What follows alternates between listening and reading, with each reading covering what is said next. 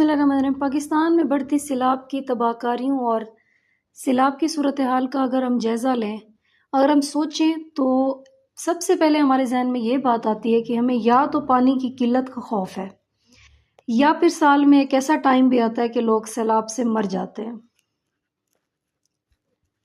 تو what exactly went wrong؟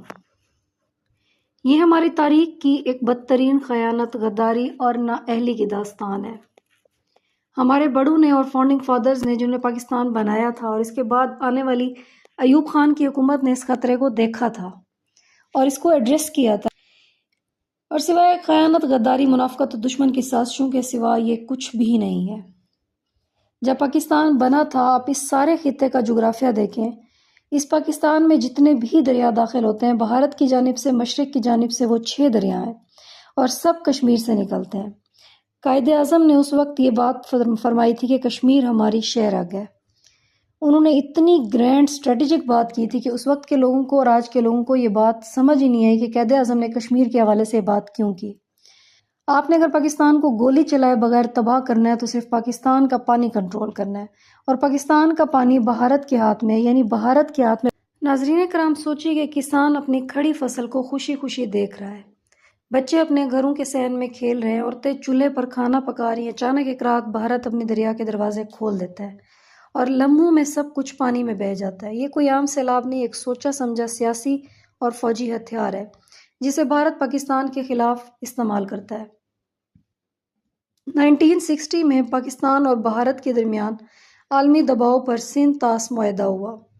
اس کے تحت 3 مشرقی دریا راوی، ستلج، بیاس بھارت کو دیے گئے، 3 مغربی دریا جہلم، چناب، سندھ پاکستان کو دیے گئے، لیکن شرط یہ تھی کہ بھارت پاکستان کے حصے کے دریاؤں کا بہاؤ نہیں روک سکے گا، صرف معمولی مقدار میں پانی بجلی بنانے یا چھوٹی ضروریات کے لیے استعمال کر سکے گا۔ بھارت نے وقتاً فوقتاً اس معاہدے کی کئی بار خلاف ورزی کی، بغیر اطلاع کے کبھی پانی بھی چھوڑ دیا، جس سے پاکستان میں تباہ کن سیلاب آتے ہیں۔ بڑے بڑے ڈیمز اور بیراج تعمیر کرنا جن سے پاکستان کے دریاؤں کا بہاؤ متاثر ہوتا ہے، خشک موسم میں پانی روک لینا اور بارشوں میں کھول دینا تاکہ نقصان ہو، یہ سب کچھ دنیا کے سامنے چھپانے کے لیے بھارتی میڈیا جھوٹے بیانے پیش کرتا ہے کہ سب بارشوں کی وجہ سے ہوا ہے۔ بھارت کی ان حرکتوں سے پاکستان کے لیے سنگین مسائل پیدا ہوتے ہیں۔